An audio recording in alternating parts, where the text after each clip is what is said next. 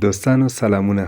نن درته په فیسبوک پاڼه کې او یا هم فیسبوک کې یو داسې اپشن ښیم چې د هغې سره به تاسې کولی شئ که تاسې غواړئ چې زما پوسټونه دې که لیکنه وي که همداسې انځور ویډیو چې کله تاسې خپل فیسبوک پاڼه کې پوسټ کوئ یا هم اپلوډ کوئ نو دا دې په فلانکي ملک کې یا فلانکي ملک کسانو ته یا وګړو ته دا ویډیو دی یا زما دا پوسټ دی نشو کیږي.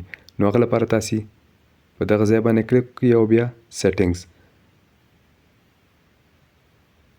باندې چې مو کلیک وکړه هغه نه وروسته به تاسې دلته فالوورز اینډ پبلک کانټینټ په دې کلیک وکړئ. کلیک چې مو کړ لاندې دلته تاسې کنټري ریسټرکشنز په نامه اپشن وینئ. په ویو به کلیک وکړئ فعلا ګورئ تاسې آف و. نو کله مو چې کنټري ریسټرکشنز ویو که یا کلیک مو پې وکړه دلته تاسې لیدلی شئ ریسټرکشن ټایپ او بیا کنټریز. نو کنټریز باندې هیوادونه نو هر هیواد چې تاسې غوښته چې په د دې ملک وګړو ته یا کسانو ته د زما پوسټ نشو کیږي نو تاسې به دلته به سرچ دغه سرچ کنټریز چې نه داسې دې ځای باندې به کلیک وکړئ. اوس مثلا زه غواړم زما کوم پوسټونه چې دي دا دی په یوګانډا کې مثلا وایم په دې هیواد کې دې هیواد وګړو ته زما پوسټونه دې نه شو کیږي.